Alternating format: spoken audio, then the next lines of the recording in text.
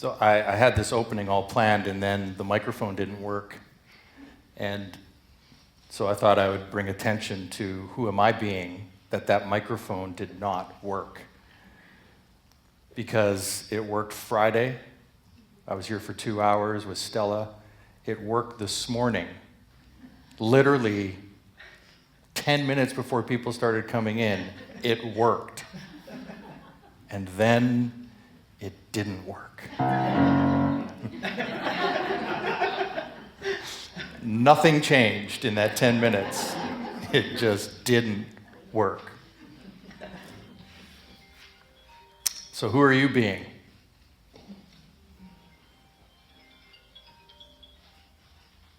Who are you being? Who are you being right now? Who are you being when you get ready to come here this morning? Who are you being? I did this weekend workshop a few years ago. Well, 20 now. Oh my gosh. 20 years ago. It was 2004. And one of the main takeaways I took from that was that question is, who are you being? Who are you being in any given moment? Because that really, if you think about it, and if you take the unity teachings and look at what Fillmore taught, what the Fillmores taught, and what many of the great unity teachers afterwards taught, is this idea of mind is that question of who are you being? Because whatever experience you have, however things project from you, however you respond to things, will be a direct result of who you are being in that moment. And that Thoreau passage this morning, that idea of your morning time, of setting up your morning, of setting up your day with an intention of who are you being, and having something in which to stand on, is the place that you can operate from. And here's the thing, you're going to operate from that whether you've powerfully chosen it for yourself or you're just going about life. And I'm not saying one is right or wrong. It's more of a question for yourself to answer. What is it I want from my life? What is the experience that I want to have? So one way to do this is to set up within yourself that idea of who am I being? When I go to the office, who am I being? And not, so we can run into trouble if we start to pretend that we're something. This isn't about pretend, or even going beyond that to that word pretentious. We're not trying to pretend that we are something. It's more that we're setting up ourselves to be that which we want to be. So maybe the best way I can give an example is for myself. I aspire to be open and loving, kind, peaceful. Sometimes I'm there, and sometimes I'm not there. And I sort of look at it as incumbent upon me to notice, right? To notice if I'm there or if I'm not there. To not allow my not being there to affect others, which it will, right? If I'm not in that place and I get upset about a situation, I'm probably going to respond in a way that is hurtful and more likely sarcastic, knowing who I am. But with a dig to it, anybody do that? A good little shot at somebody? Hey, thank you. Front row, hand raised, proudly. I do that. They call me Sarcastic Sandra. Sarcastic Sandra, welcome. Happy to have you here. Sometimes I was Terrible Thomas, so, it's what... So we can rule our life from a place of choice, right? That's really what that question is who am I being, is about making a choice. And believe me, you're not going to hit the mark all the time. That's what sin is the missing of the mark. Whatever that mark is, it doesn't have to necessarily be a bad thing. It's just that I set up to do something a certain way. I had this in mind and I didn't quite make it. It didn't quite go the way I wanted it to, and that's okay. And then maybe, you recalibrate, you come back, you figure out something different. Maybe you pray, meditate, you reconnect to yourself, to that divine essence, and you go back at it in a different way with an intent of being a particular way about it. And sometimes things are obvious, like, I kind of just became a dad, and I was being dad, and I didn't really know what that meant 18 years ago, but over the course of time, it kept evolving into what does being dad actually look like. Kind of like this now, being minister. What does that look like? I don't know for sure. I have some ideas about it. But my hope is that I can get myself in a place to be that, not what everybody else would expect, but what I would expect. What I would expect from me as that. And sometimes it's not going to go well. Sometimes the microphone's not going to work, even though it just did. I'm going to let it go. Really, I will. I just need to process it. This is part of my process. So I wrote down some things to ask ourselves. So again, in every given moment, the outcome by your perception will ultimately be determined. And the stories that you create around that. Anybody have stories about things? Yeah. How do those stories evolve over time? Do they change? Do they get a little more impassioned maybe at times? Or maybe we can let the story go and realize it was just a story that we created? So this is followed by, who are you being? Are you being loving? Are you receptive and open? Is that who you're being? Are you shielded and tight-knit? Not letting anything in? Are you lacking confidence? Are you enthusiastic and hopeful? Are you calming? Are you a calming center of peace and love? Or how about this one? Are you a growing, unfolding, expanding center of light and love, mighty to attract your good and radiate good to others? Are you being that? That's a good one to be, I think. So yeah, as I thought about this over the week, I kept coming back to this idea of who am I being, and then it expanded to what do I think I should be? And then it expanded to, what do others think I should be? And I started to play around with all of those different iterations, because sometimes we can find ourselves being something that other people want us to be. Anybody face that? I often, when I was thinking in that context, being very much caught up in the reality of being a dad right now, I often think about that. Like, am I putting things on my kids to be a certain way that I think they should be? And then it even comes to this place here. Am I approaching this from how I think you all should be? Because that's a dangerous place to operate from. I'm probably going to be met with a lot more disappointment coming at it from that place than allowing people to be who they choose to be. And so if I'm going to live in that box of allowing, then then it brings back that question to myself. Well, who do I need to be in that case? If I'm going to be allowing of others to be who they need to be, then who do I need to be? So that I can live peacefully in that. Because if I'm fighting everything all the way along, that's probably not going to be enjoyable. And you might want to see that for yourselves, right? That there's a place that you can be. There's a place, a way that you can come and operate and live your life and not be apologetic about it, but to just be firm and standing in that principle.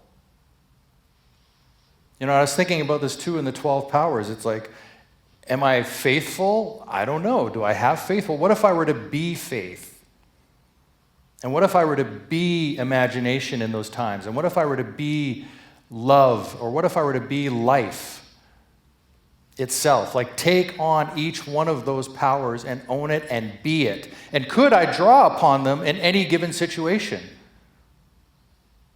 Could I just decide, hey, I've got this big meeting I got to go to, or I'm going to this event, or I'm going to go see some family members that I struggle to spend time with? What could I be, or who could I be in order to manage myself in that? And to spend time in that consideration so that when you arrive there, it may go all out the door in 5 minutes, but at least you tried. And you've probably learned something in that so that maybe the next time it'll go better. Maybe the next time you'll be stronger in that position. I was thinking about that idea too of strength. Do I have strength, or could I be strength? Could I be will? Could I be those things in the situations where I need to call upon them? And I think if we were to run our lives that way, we would probably have a lot. I don't want to use the word success. I think it's more like a calmness to life. That you've got something to stand on, principles, right? You've got a way of responding and reacting that is built on some form of truth.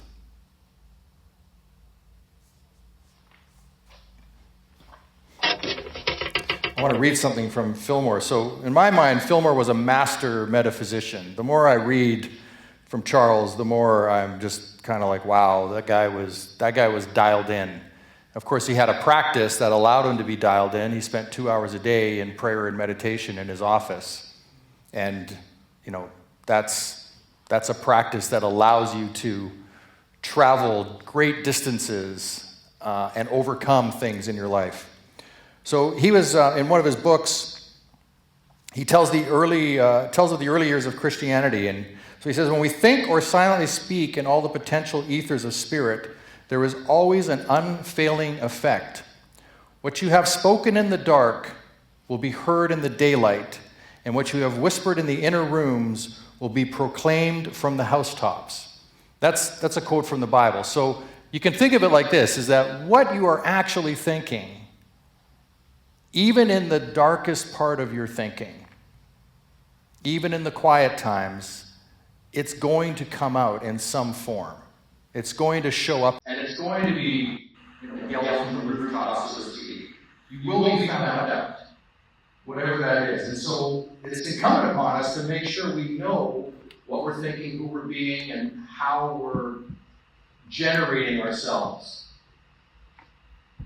Silent prayer is more effective than audible because silent prayer, the mind, comes into closer touch with the creative spirit. And another quote, the prayer of faith shall save him that is sick, and the Lord shall raise them up. So, if I were to interpret that, the prayer of faith shall save you that is sick. Whatever. Does anybody here, when you hear the word sick, do you automatically think of like an illness? Mm-hmm. Like a bodily illness? Mm-hmm. Yeah, that's kind of normal, right? So, okay, I'm not weird. Thank you. Well, maybe we're just all weird. I don't know. But I really worked on interpreting that to mean whatever ails me. So it can be thoughts, it can be relationships, it can be abundance, it can be a lack consciousness, it can be an illness in my body. Whatever ails me is what I take that to mean. So the prayer of faith shall save them that through whatever ails them. Does that make sense? If we interpret it that way. So you can use that by all means. I'm going to from now on. That's what I've decided. And the Lord shall raise them up. Well, I don't think of that as, the God outside of us. I think of that as that heavenly spirit, that we too are that creative force. So we will raise, in essence, what you're doing is raising yourself up. You're actually raising yourself up through that process. Through being very clear on what you're thinking, what you're saying, how you approach, and using prayer for that. And of course, we would teach affirmative prayer. We're not on our knees praying to something outside of us. We're calling upon that from within ourselves. The strange thing is that this very important proof of the Spirit's work in Christian healing should have been neglected for so many hundred years. So what he's saying is that this has been neglected for a long time, this prayerful thinking that was first really affirmed in the first 300 years of Christianity. He says that this is what Jesus gave all of his signs, that this was the signs to the believers, that this is the way you needed to operate. And that was alive and well for 300 years, and then it went away. So these signs shall accompany them that believe. In my name shall they cast out demons. They shall speak with new tongues. They shall take up serpents. And if they drink any deadly thing, it shall no wise hurt them. They shall lay hands on the sick, and they shall recover. That's what Jesus said to his disciples, to those that go out with his teachings, that if you operate from that place, this is what's possible for you. The history of Christian church records that during its first 300 years, the followers of Jesus healed the sick by prayer, and that healing was gradually dropped as the church became prosperous and worldly. This is great. A layman from a rural district was being shown by a bishop the riches of a cathedral. The bishop said, "The church can no longer say, 'Silver and gold have I none.'" "No," said the layman, "neither can it say, 'Take up thy bed and walk.'" So somewhere a shift happened from this idea of our ability to be, to prayerfully be, to heal ourselves, to call upon ourselves, raise ourselves up into a new level of understanding, a new level of beingness.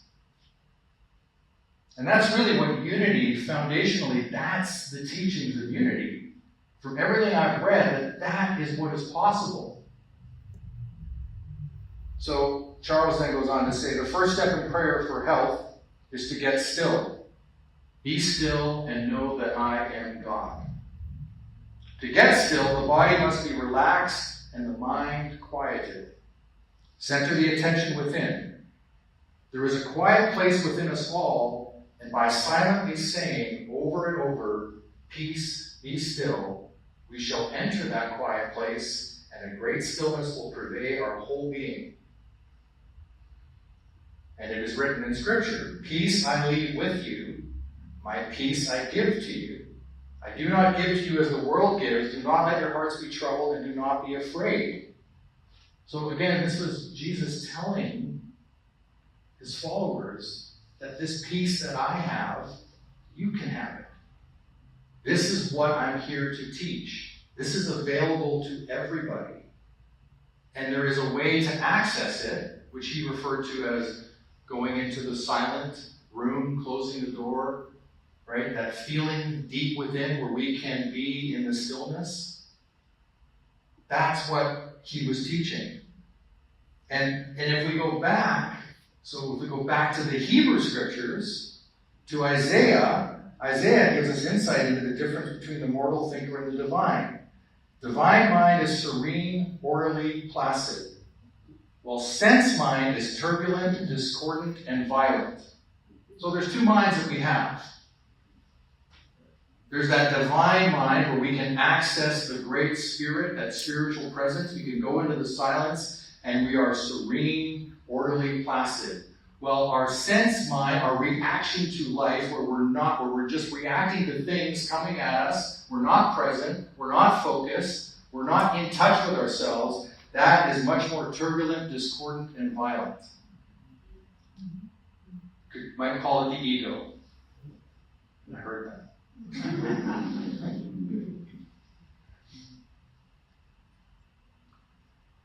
And so Jehovah at that time said to Isaiah, For my thoughts are not your thoughts, neither are your ways my ways. For as the heavens are higher than the earth, so are my ways higher than your ways, and my thoughts than your thoughts. That's the moving up in consciousness to divine mind, getting out of the daily rat race and bringing ourselves into a higher consciousness.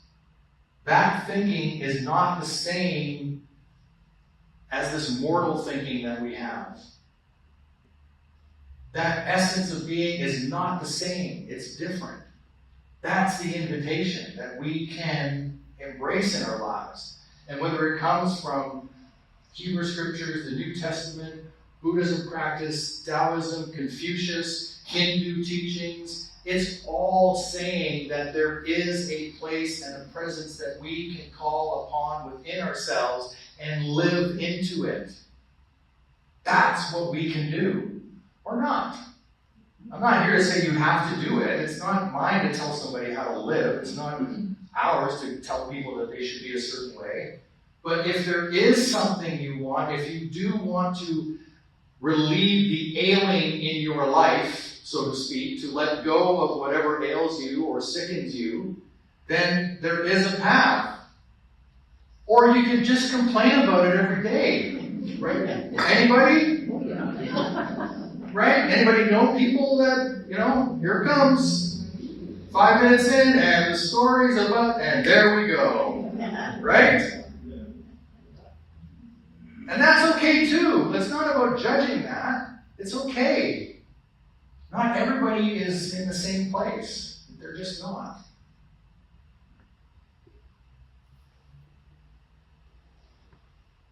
So why don't we try that? Why don't we try to be still for a few minutes together? Why don't we call upon that presence within ourselves?